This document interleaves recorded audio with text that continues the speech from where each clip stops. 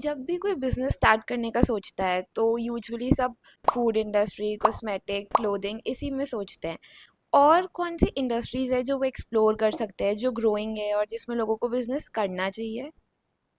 Okay so as you said कि majorly अगर आप देखेंगे कि कोई भी अगर न्यू बिजनेस में उतरना चाहता है इंडिया में स्पेसिफिकली, तो हमारे यहाँ पे लोग काफ़ी इजी समझते हैं एक क्लोथिंग बिजनेस को, और एक कॉस्मेटिक बिजनेस को, और या फिर फूड बिजनेस को। ठीक है, मेजरली आप यही देखेंगे कोई भी स्टार्टअप्स आ रहा है या कोई भी न्यू बिजनेस ओपन करना चाहता है, ऑनलाइन हो या ऑफलाइन, आप देखेंगे मेजरली लोग इसी के बारे में सोचते हैं।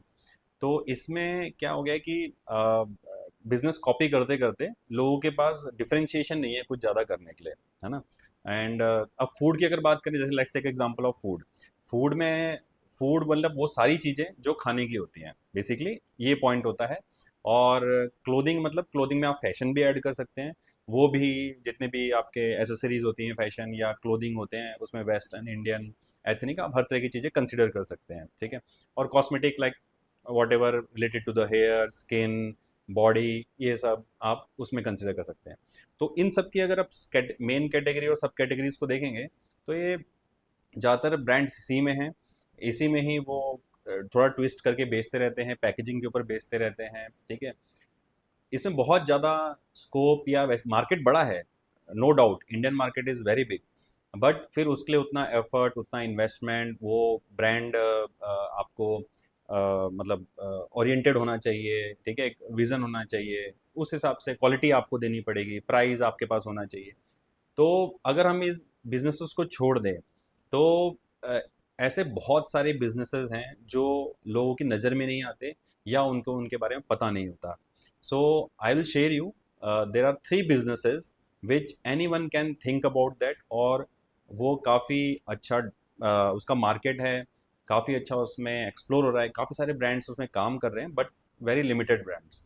सो number one category is the sports. ठीक है। Number two category is the travelling and campaigning, and number three category is a fitness. Okay, so will take one by one क्या होता है। सो सबसे पहले ये समझते हैं कि इन बिजनेसेस में क्या, इन जो कैटेगरीज हैं, सेक्टर्स हैं, इनमें क्या बिजनेसेस हो सकते हैं। एक हो सकता है इसमें सर्विस प्रोवाइड करना, और दूसरा होता है इस सेक्टर से रिलेटेड प्रोडक्ट्स में डील करना। Let's take example of first sports. अभी स्पोर्ट्स अगर मैं बिजनेस में उतरना चाहता हूँ, फर्स्ट ऑफ ऑल मुझे ये समझना है कि स्पोर्ट्स क्यों एक अच्छा सेक्टर है।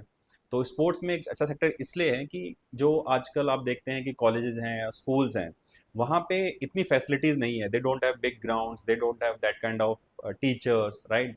तो एवरी पेरेंट्स वांट कि जो उनके बच्चे हैं वो स्टडी के साथ साथ एक स्पोर्ट्स में रहे। मे बी वो अ, आगे जाके अच्छा करें ना करें, बट फॉर द वो उनकी स्ट्रेंथ के लिए, बिल्डअप के लिए, वो चाहते हैं कि किसी ना किसी स्पोर्ट्स में इन्वॉल्व हो।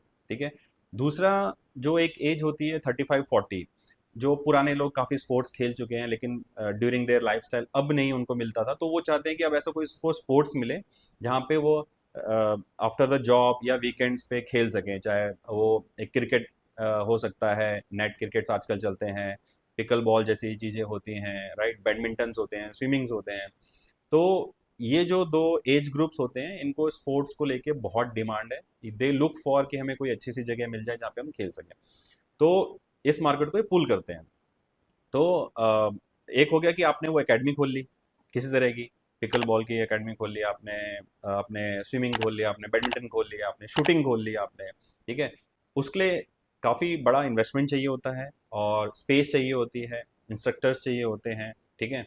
और ये एक सेगमेंट हो गया, अगर आप जा सकते हैं तो इसमें that's a best. Number two होता है इससे रिलेटेड प्रोडक्ट्स बेचना।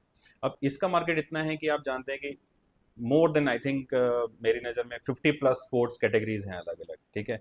और उनकी अकेडमीज भी हैं। तो उसमें जो लगने वाला, from top to bottom, from your head to your toe, right, उसमें जितने भी आपके अलग अलग स्पोर्ट्स के अलग अलग प्रोडक्ट्स होते हैं। ठीक है। बहुत इंटरनेशनल ब्रांड्स हैं, बहुत नेशनल ब्रांड्स भी इंडिया में, लेकिन स्टिल एक एफोर्डेबल क्वालिटी प्रोडक्ट्स की बहुत डिमांड है। ठीक है। तो इस तरीके से आप स्पोर्ट्स सेक्टर को चूज कर सकते हैं। नंबर टू आपका है ट्रैवलिंग एंड कैंपेनिंग।